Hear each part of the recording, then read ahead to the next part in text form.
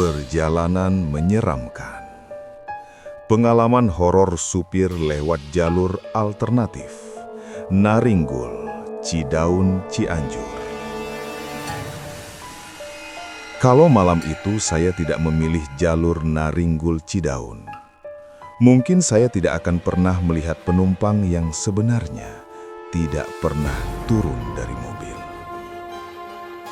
Apa yang saya alami malam itu bukan sekedar cerita seram. Ini adalah peringatan bagi siapapun yang menganggap jalur alternatif Cianjur Selatan hanyalah jalan sunyi biasa. Assalamualaikum warahmatullahi wabarakatuh. Halo sahabat semua. Semoga kalian selalu dalam keadaan sehat dan dilindungi oleh Tuhan Yang Maha Esa. Sebelum kisah ini dimulai, jangan lupa subscribe, nyalakan lonceng notifikasi, agar kalian tidak ketinggalan cerita-cerita horor nyata lainnya. Semoga kita semua selalu diberi kesehatan, keselamatan di perjalanan, dan dijauhkan dari gangguan makhluk yang tak kasat mata. Amin. Pengalaman ini saya alami saat menjadi supir travel antar kota. Saya berasal dari Bandung, dan malam itu sedang mengantar penumpang menuju Cidaun, Kabupaten Cianjur, lewat jalur alternatif Naringgul. Malam itu hujan turun perlahan, tidak deras, tapi cukup membuat aspal terlihat hitam mengkilap seperti cermin. Jam di dashboard mobil saya menunjukkan pukul 22.45 WIB. Jalanan mulai sepi, hanya sesekali terlihat lampu motor dari arah berlawanan yang segera menghilang di tikungan.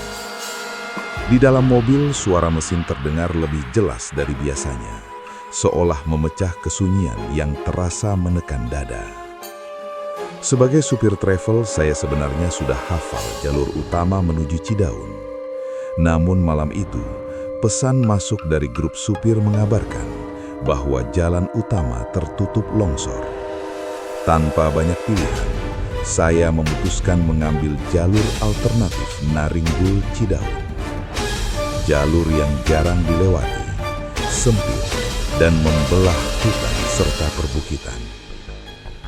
Entah kenapa saat membelokkan setir ke arah jalur itu, perasaan saya langsung berubah.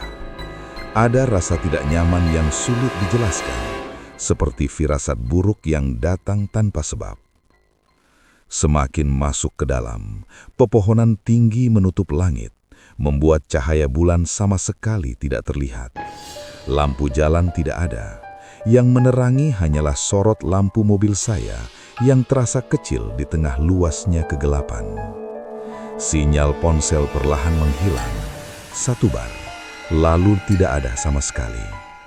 Radio mobil yang sejak tadi menemani perjalanan tiba-tiba dipenuhi suara kresek-kresek, lalu mati total.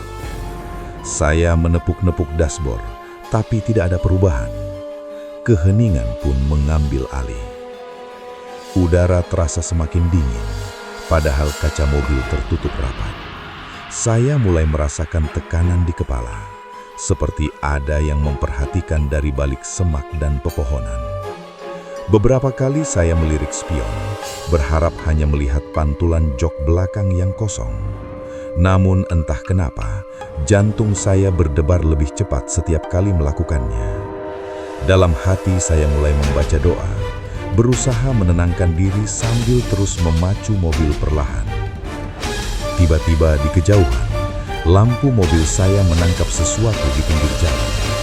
Awalnya samar, seperti bayangan. Saya mengurangi kecepatan. Semakin dekat, bayangan itu tampak seperti sosok manusia berdiri diam menghadap ke hutan. Jantung saya terasa hendak meloncat keluar. Di jalur sesepi ini, siapa yang berdiri sendirian tengah malam? Saya belum tahu bahwa keputusan saya untuk terus melaju malam itu akan menjadi awal dari perjalanan paling menyeramkan sepanjang hidup saya. Mobil saya melambat hingga hampir berhenti. Lampu depan menyorot jelas sosok itu. Seorang perempuan berdiri di tepi jalan, Tubuhnya sedikit membungkuk, seolah kedinginan. Ia mengenakan jaket abu-abu kusam dan kerudung hitam yang menutupi sebagian wajahnya. Rambutnya tidak terlihat, tapi ujung kerudungnya tampak basah oleh hujan. Ia tidak melambaikan tangan, tidak bergerak, hanya berdiri diam menghadap ke arah jalan. Entah mengapa, pemandangan itu membuat tengkuk saya terasa panas dingin. Sebagai sopir, naluri kemanusiaan saya bertarung dengan rasa takut. Jalur ini sunyi, jauh dari pemukiman. Jika ia benar-benar manusia, meninggalkannya sendirian di malam seperti ini terasa kejam. Saya membuka kaca jendela sedikit. "Teh, mau kemana?" tanya saya. Suara saya terdengar lebih pelan dari biasanya. Perempuan itu mengangkat wajahnya perlahan, wajahnya pucat, dengan sorot mata kosong yang sulit saya jelaskan. Bibirnya bergerak, nyaris tak bersuara. "Ke Cidaun, Kang. Boleh ikut?" Saya mengangguk pelan. Belum sempat saya menekan tombol, pintu belakang mobil terbuka sendiri dengan bunyi klik yang jelas, lalu tertutup kembali. Saya terpaku beberapa detik, menatap dashboard, memastikan tangan saya memang tidak menyentuh apapun. "Silakan naik," ucap saya, berusaha terdengar normal. Ia masuk ke kursi belakang kiri. Anehnya, saya tidak mendengar suara langkah kaki, tidak juga suara jok yang tertekan. Mobil terasa tetap sunyi, seolah tidak ada penumpang yang baru saja naik. Saya kembali menjalankan mobil. Beberapa detik pertama terasa biasa, sampai saya menyadari beban mobil terasa bertambah. Mesin meraung sedikit lebih berat, padahal jalanan relatif datar. AC yang tadi dingin tiba-tiba berubah aneh. Udara yang keluar bukan lagi dingin biasa, tapi dingin menusuk tulang, seperti angin dari dalam lemari es. Kaca depan mulai berembun, padahal hujan sudah berhenti. Saya menghapus embun dengan tangan, namun anehnya embun itu kembali muncul perlahan, seperti bekas jari. Bulu kuduk saya berdiri. Saya mulai membaca ayat-ayat pendek dalam hati, berulang-ulang. Saya mencoba memastikan keadaan penumpang di belakang. Dengan hati-hati, saya melirik spion tengah. Sosok perempuan itu masih duduk di sana, tegak, wajahnya menghadap lurus ke depan. Namun saat lampu mobil menyorot wajahnya melalui pantulan cermin, matanya terlihat hitam pekat, tanpa pantulan cahaya sama sekali. Saya cepat-cepat memalingkan wajah. Keringat dingin mengalir di pelipis. Keheningan di dalam mobil terasa semakin tebal. Tidak ada suara hujan, tidak ada suara serangga hutan, bahkan suara mesin mobil seperti teredam. Yang terdengar hanya detak jantung saya sendiri, berdentam keras di telinga. Bau tanah basah dan melati kini semakin menyengat, membuat kepala saya terasa ringan, hampir pusing. Saya merasa seperti tidak sendirian, bukan hanya dengan satu penumpang, tapi dengan sesuatu yang memenuhi seluruh kabin. Tiba-tiba, perempuan itu berbicara. Suaranya pelan, tapi terdengar jelas, seolah tepat di samping telinga saya, bukan dari kursi belakang. "Kang?" Saya menegang. "Jalannya berat ya?" Saya tidak menjawab. Tangan saya mencengkeram setir begitu kuat sampai terasa nyeri. "Banyak yang tidak kuat lewat sini," lanjutnya lirih. Lampu depan mobil tiba-tiba meredup sesaat, lalu kembali terang. Saat itulah saya sadar, jalan di depan tampak sama seperti beberapa menit lalu. Saya mulai panik, perasaan terjebak semakin kuat. Jalan yang seharusnya lurus terasa berulang, seolah membawa saya masuk lebih dalam ke tempat yang tidak seharusnya. Dan dalam hati saya tahu, perjalanan ini baru saja berubah menjadi sesuatu yang jauh lebih berbahaya.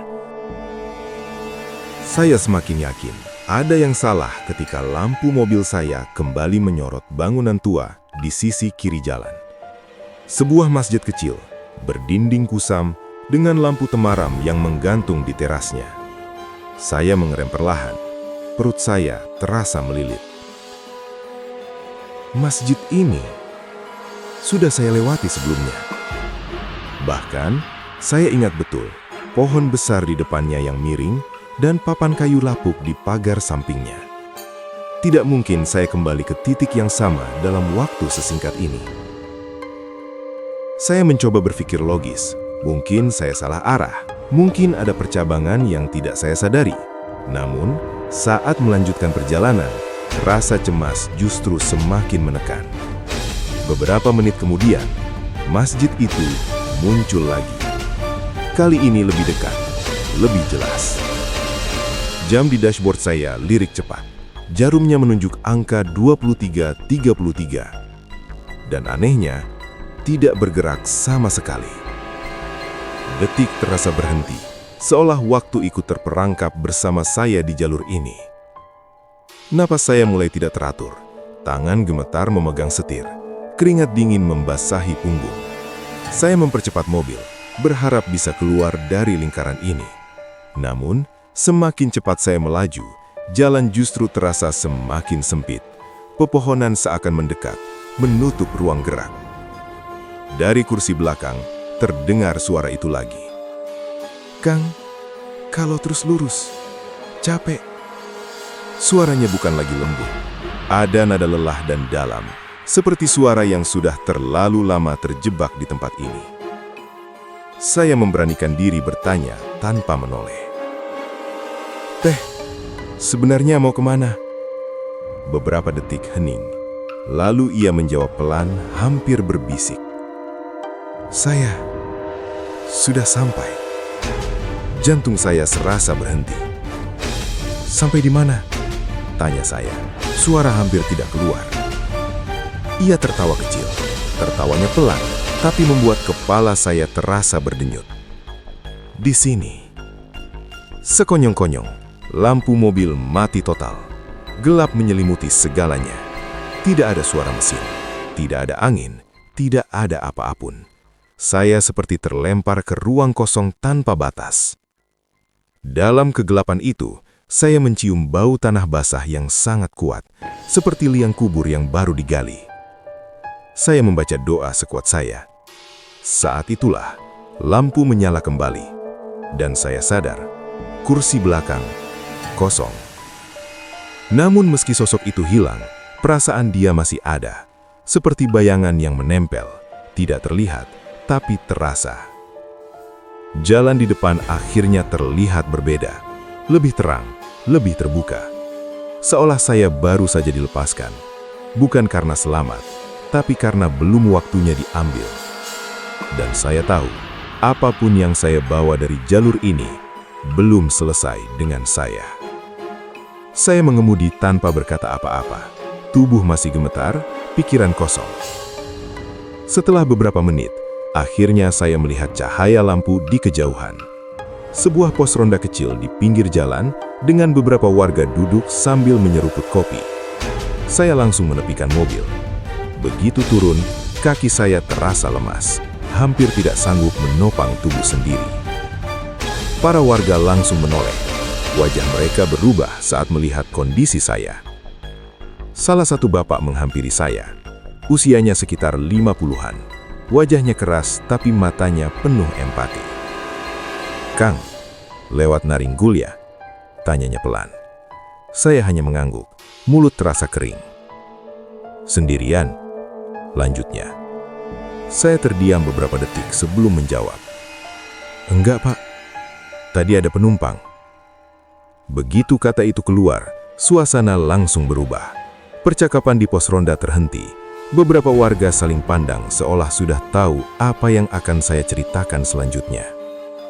Saya menceritakan semuanya, dari perempuan di pinggir jalan, pintu mobil yang terbuka sendiri, hingga jalan yang berulang dan jam yang berhenti di 23.33. Saat saya selesai, bapak itu menarik napas panjang. "Kang, di jalur itu memang sering kejadian begitu. Banyak yang kecelakaan, banyak yang tidak pernah pulang. Menurutnya, arwah-arwah itu sering menumpang, berharap diantar ke tempat yang tidak pernah mereka capai semasa hidup." Salah satu warga lain menyuruh saya membuka pintu belakang mobil.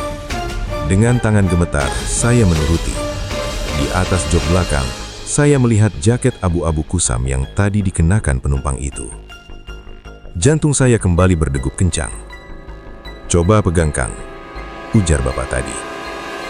Saat tangan saya menyentuh jaket itu, teksturnya berubah. Kainnya hancur perlahan, berubah menjadi tanah basah, dedaunan kering, dan bau kuburan. Saya refleks mundur, lutut saya hampir menyerah. Warga itu menggeleng pelan. Itu tanda Kang sempat diboncengin. Untung Kang kuat doa. Mereka menyarankan saya untuk beristirahat sejenak, minum air putih yang sudah didoakan, dan tidak kembali melewati jalur itu malam hari. Saya hanya bisa mengucap terima kasih, meski suara hampir tidak keluar. Di dalam hati, saya sadar, saya bukan hanya membawa mobil ke Cidaun malam itu. Saya hampir dibawa pergi. Saat saya kembali masuk ke mobil, bau melati itu sudah hilang, namun rasa dingin di dada masih tersisa. Saya tahu, kejadian ini akan saya ingat seumur hidup. Karena apa yang saya temui di jalur Naringgur bukan sekedar cerita seram. Itu adalah peringatan. Perjalanan menuju tujuan terasa berbeda setelah saya meninggalkan pos ronda itu. Jalanan memang sudah tidak berlubang, lampu mobil kembali normal, dan jam di dashboard mulai bergerak lagi. Namun rasa dingin di dada saya tidak ikut pergi.